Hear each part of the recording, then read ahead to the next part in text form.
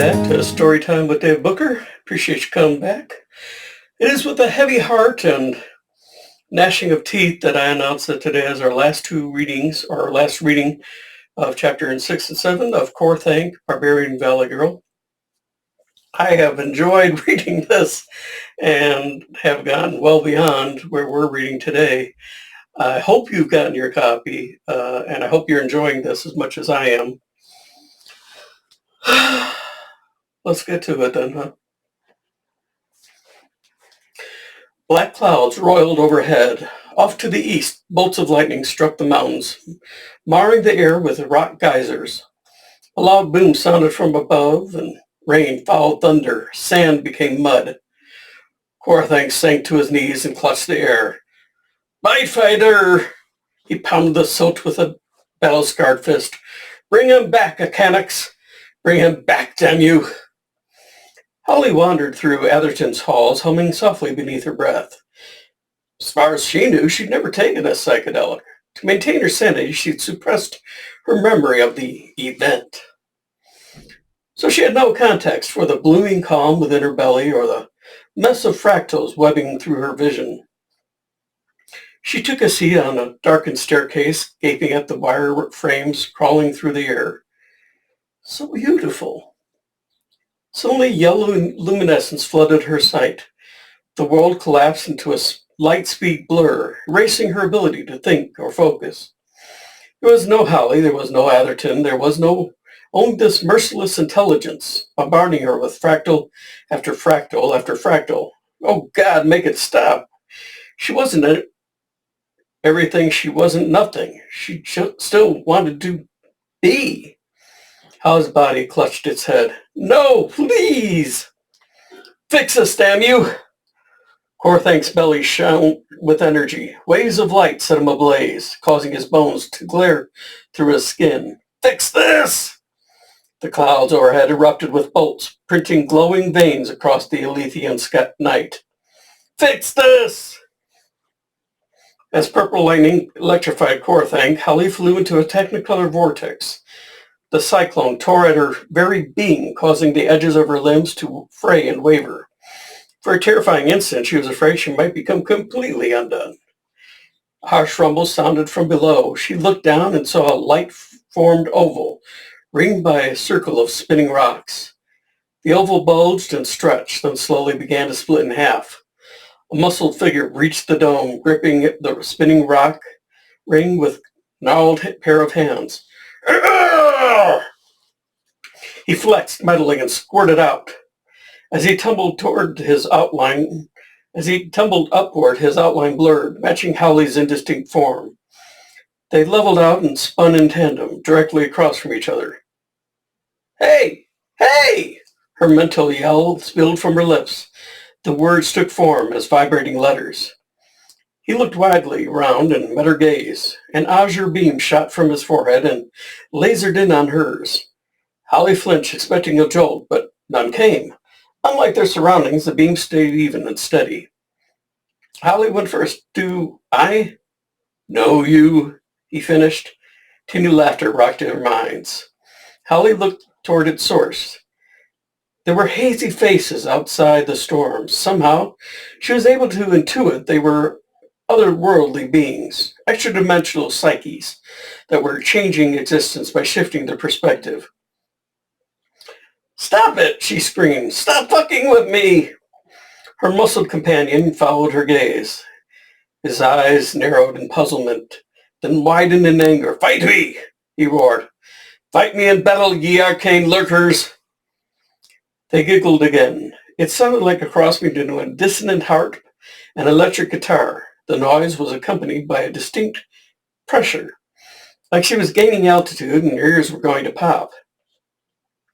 A hand made from sparkling lightning reached out in the hurricane, clutching a small furry body. It let go, and Holly saw was Peter's dog, the one she'd killed when she was 5 years old. Conflicting emotions arose from within, a tangled mess of shame, anger, and guilt. The dog's skin stretched and bulged. A second later became, what the fuck? Now it was a dinosaur, a 7-foot velociraptor. "My fighter!" The barbarian reached out. It screeched loudly. Roar! Then its head morphed into a cartoon mushroom, just like the one from the Super Mario's video game. The air in front of it wrinkled and wavered, then blasted apart into a mandala-lined portal. The mushroom-headed dino was promptly sucked in. The portal vanished a moment later. Holly and the barbarian exchanged a mystified look. They were both thinking the same thing. Did you just see that dog turn into a dinosaur and then a mushroom? The hurricane narrowed, drawing in and picking up speed. Holly Dent began to elongate, stretching and flattening. Her psyche followed suit, tautening and lengthening until it was a stripped-down version of its former self. Her focus turned inward, away from monoloblanics and world domination, bringing her face to face with the painful truth. When Holly was 5, Peter's concoction had divorced her from her body. She had watched her fingers become tiny murder machines, ripping Bitefighter's jaw off his skull, crunching his limbs into twisted mess. After gaining control of her hijacked mind, she vowed that no one would ever control her again. She would never submit to a force that... Countless voices filled the ether, coming together in wondrous, terrible chorus. It was more than a sound. It felt like her very essence was being scraped thin. They were all saying the same thing. You chose us. You. She wanted to flee this unwanted epiphany, but her perception circled back to her infinite-minded self, trapping her in a prison of perpetual awareness. She was no longer Holly. She was a spiraling blast of unchecked suffering, yearning to forget she was personally responsible for all her triumphs and all her failures. So she prayed. She prayed for an end to this spin cycle madness. She prayed for a narrative to rid her of knowledge. Down below, a twinkling portal began to open. At the same time, a matching gateway materialized above. Kor-Thank, she realized. His name is Kor-Thank. Holly went down. Kor-Thank went up. Peter approached the podium where DJ Wreckage, real name Stephanie Spolowski, sophomore 3.8 GPA, president of Atherton's High internationally renowned chess club, was spinning beats. He flashed a trio of hundreds in front of her face. "Sup, Steph? Can I buy me some mic time?" She gave the money in his hand a dubious look. "Holly paid me $4,000 for this." He clicked his phone on, activating this display. "Not a problem. I'll pay you $8." She shook her head. "Not interested." He tapped the screen, opening a banking app. "How much then?" "Peter, when I say not interested, I mean not interested." He arched an eyebrow. I apologize. He arched an eyebrow. "We all have a price." She adjusted a knob on her digital mixer. "Stop bugging me." He considered threatening her, but decided against it. Steph was a hell of a DJ. She wasn't malicious. She was just doing her job. "So what's it going to take?" "Not money, I can tell you that much." Fuck. Peter ground his teeth. Nearly everyone here was tripping balls. There was an awesome chance to stoke their defiance. He couldn't just let it slip through his fingers. Yeah, wait. He scanned her setup, looking for a cup. "You drink any punch?" She didn't look up. "Nope. Why?" He cleared his throat. No reason. Hey, I think I have something you might want to... I'm working, Peter. We'll talk later." "Check it out." He held up a baggie filled with smiley-faced tablets. "Enlightenment in a pill." She flipped her head, clearing a purple lock away from her lashes. "You know I work in top-tier nightclubs, right? I've had custom-made Molly. That's..." Her mouth dropped open. "Is that double O negative?" "That's your ass, Dal. A single hit of this." Her eyes narrowed. "Don't call me Dal, fucker. You're the only one here who likes old-timey detective speak." "Okay, it'll catch on someday," he muttered. "I swear it." He shook his head, bringing his attention back to the present. "So, what do you say?" She gave him a suspicious once-over. "Fine, but don't be slinging any basic-ass rhymes." He dropped the bag into her upturned hand. "Gee, Wreckage, you ain't never heard my freestyle." If by freestyle you mean ranting into a megaphone like a methed up street preacher, then yes. If you mean rap, then no. And do me a favor, stop talking like a sleazy college bro. Fox Urban makes me nauseous. You're no fun, he grumbled. Give me the mic. She flipped it toward him. He snatched it from the air. All yours, she said. Donkey. Peter took a moment to assess the gym. The double O negative had taken effect. Dozens of students were gaping at the walls. He tapped the mic. Boom, boom, boom. Excuse me. Boom, boom, boom. Hey, if you could all just... Some kids laughed. Others reached for their imaginary objects. Excuse me.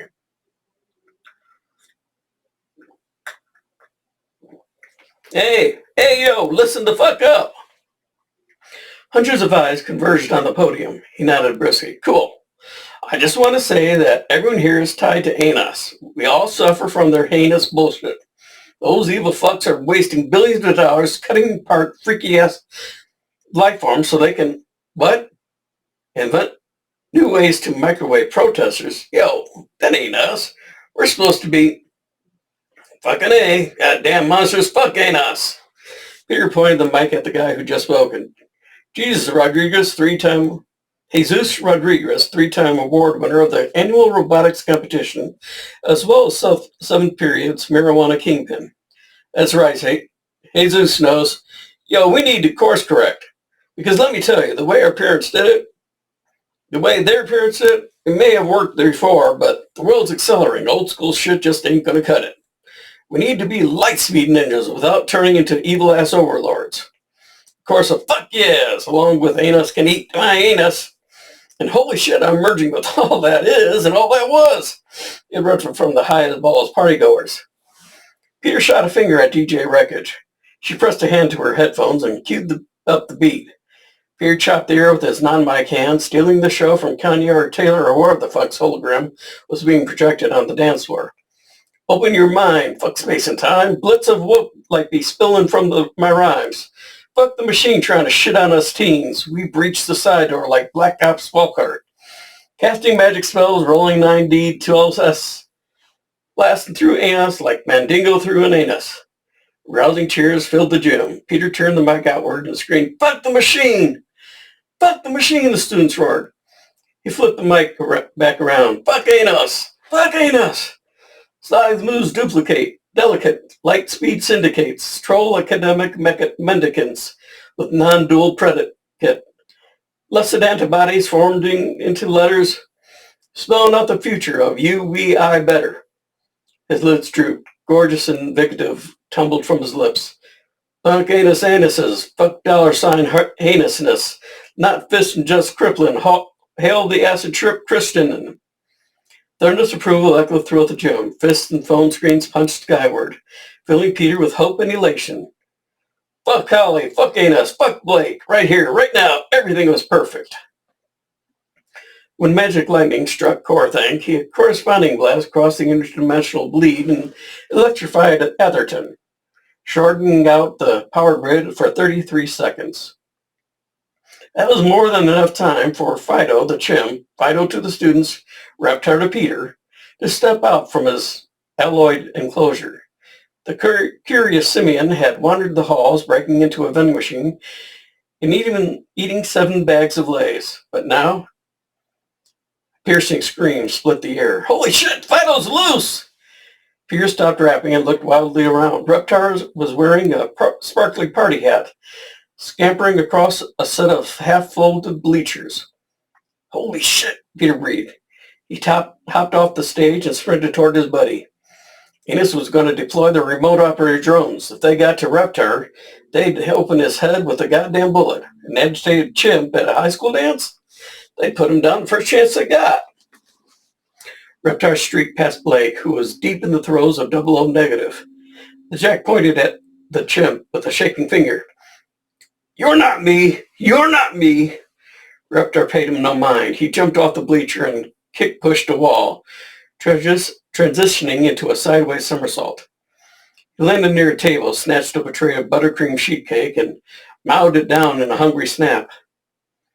Peter surged across the floor. Reptar, don't drink the... Too late. The chimp dunked his head in the glittery punch bowl, downing 30 hits of acid in less than a second. Peter skidded to a stop, certain his buddy was going to flip the fuck out. Reptar's dripping face emerged from the bowl. Ook, he muttered. He pointed at the dance light flora as it jumped and trolled across the walls. Ook, ook, ook. He grinned at Peter, and Peter grinned back. This was manageable. The team ran forward, intent on embracing his hairy friend, but was stopped short by an angry shout. Monster! Blake spat, pointing at the chip. Dozens of jocks sidled up beside him, heeding the call from their mean Neanderfuck leader. A second ago, they had all been tripping on 00 negative, but for some reason the sight of Reptar had snapped them out of it. The chimp sank into a hunched crouch, eyes narrowed as if to say, bring it on, fuckers. Like oblivious to the fact that Reptar possessed near tear your nuts off strength, cackled with glee. Fido thinks he can beat our asses. Time to put him in his goddamn place. He looked over his shoulder at his jock minions, prompting the herd for confirmation. They exchanged fist bumps, nods, and a few murmurs of, that's what's up. Before Peter could protest, they rushed his friend. Reptar had ignited deep savagery in their meathead minds. The prospect of the other had turned them from cocky kids into a primal throng. They tried to swamp him, but the chimp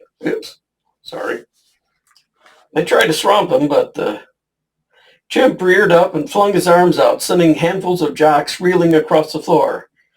Peter screamed, Reptar, don't! They'll kill you! If he got hurt, Anus would execute him. No ifs, ands, or buts about it. The chimp heeded Peter's warning. He turtled up, grunting and squirming as Blake and his goons resumed their assault. Trad Renfro stepped in front of Peter and shoved him in the chest. Peter banged into another jock, clinched up, then 3 more piled atop him. After his captors pinned him, they stretched him out and craned his head up, watching helplessly as he beat his friend. Reptar! Reptar! The chimp peeked through his fingers, shaking and yelping with each strike. What Peter saw broke his heart. Reptar's face was sad and knowing. It's okay, he said. His eyes said, this is the only way.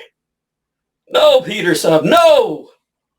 The jocks hoisted Reptar by his armpits, his head drooping forward, and a dazed look issued from his lips. And a dazed moan issued from his lips. Ook, ook, ook, hawk! Let go of him, Peter howled. You animals! Blake doubled at the waist, spraying with laughter. Where are the animals? We haven't noticed, but we're holding onto a fucking chimp. He shook his head in seeming befuddlement. Your perception is seriously off. He reached out and ruffled Reptar's hair. This is an animal. He pointed at his chest. Us? We're humans. Peter, please, Peter whispered. Blake chuckled. You don't get it, do you, Petey? Guess I shouldn't be surprised. It took a goddamn nuke to teach your slendy-eyed ancestors. He nodded at Cole Johnson. Get me a knife. Cole ran to the refreshment table and grabbed a single-edged cake knife. He jogged back over and handed it off. Thanks, Rip. Blake ran the blade across his pants, wiping it clean of buttercream frosting. He held it up at eye level, turning it slowly and studying its edge. I'm going to do you a favor. He met Peter's gaze. From now on, you can hang with us. That way you'll have real friends, human friends. Blake could grin. But there's a big-ass catch. He leveled the knife at Reptar's face. Chimps gotta go. No! Peter strained against his captors, but they held him fast. Yep. Like the firm Fido's Dunskies. He palmed the chimp's brow and pulled his head back, resting the blade against his throat.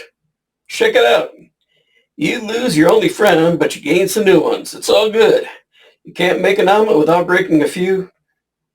That's not his only friend. Everyone turned toward the sound of the voice. A 5'3" female silhouette stood tall at the entrance, backlit by the hallway's halogen light. Both fists were clenched at her side. Let the monkey go, Yin rasped. I really want to go on and get 8. All right, we're done with Kor-Thank. I'm really sad about this because I've enjoyed reading it. I've enjoyed reading it out to you. I hope you're enjoying it as much as I am, and I hope that you'll buy the book and continue on because it just gets better and better and better. And I don't know what else to say about it. Kent Wayne's done a hell of a job, and at first I was reluctant to read it because of cursing and stuff. I mean, this isn't a kid's book, but it's really well written. I really have enjoyed it, and I hope you have too. So that's it for today. Tomorrow we're going to be doing one of my books. I'm going to start Time Is again. I kind of like this idea of doing a whole bunch of chapters in a row, so I'm probably going to do the first 5 chapters, which will include some interesting time travel trips and maybe get you interested in some of my Time Is series. I've got 7 of those. I've got a couple of books of shorts. I've got some novelettes. So there's plenty of my stuff to read out there too. So, excuse me, had breakfast to work. So I look forward to seeing you again when my next reading, and hope you'll be back next time. I said we'll be doing Time Is. We'll do a few chapters from that and then work our way around to some other stories. So hope to see you back. Look forward to reading with you again. Thank you and have a good day. We'll see you about. Bye.